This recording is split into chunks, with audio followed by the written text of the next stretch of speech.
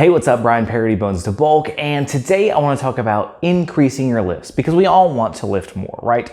So how do you effectively, get on a cycle, get on a plan that allows you to gain more mass, yes, but also allows you to push and pull more weight from week to week? Well, I'm going to tell you.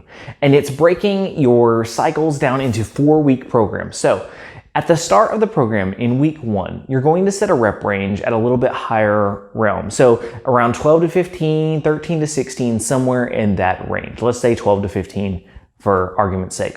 So you're going to start off with that rep range. Now, in order to figure out how much you need to be lifting for that rep range, if by set 2 you don't hit 12 or by set 3 you don't hit 12 reps, you need to drop the weight. You have to be hitting at least the minimum amount of reps on that cycle. So again, if you're not able to hit 12 at least, then drop the weight. Now, if you're hitting 15 on every single set and you feel pretty good, you probably can increase the weight a little bit. So for example, let's say I'm doing an overhead press. I've got my weight on my bar and I'm doing the overhead press and I'm maybe starting off with 95 pounds. So 95 pounds is gonna be my 12 to 15 rep range. Now, I moved to week 2. I've already got my baseline of how much I could lift with 12 to 15 reps. Now in week 2, I'm gonna move into 9 to 11 reps. Now, this isn't dropping it too much, so I may or may not be able to increase the amount of weight I'm lifting.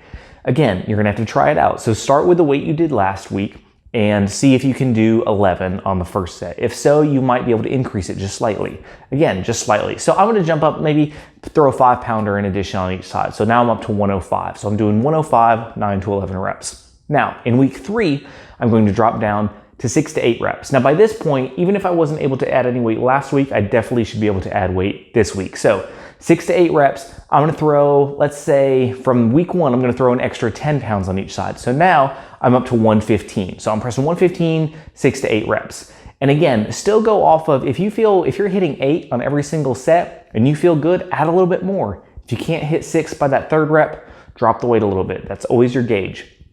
Now I'm gonna move into my last week, week 4, and I'm only gonna do 3 to 5 reps, but I'm gonna increase the weight. So now I'm gonna increase even more from what I was doing last week, 115. I'm gonna bump up to maybe 125.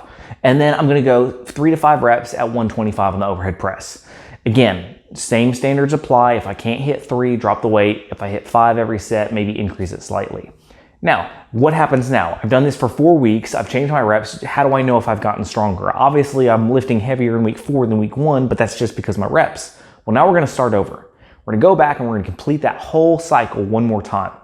And in week 5, which is basically week 1 again, we're gonna move back to the 12 to 15 reps, so the high rep range. What you're gonna find is you should be able to lift slightly more than you were 4 weeks ago on this rep range.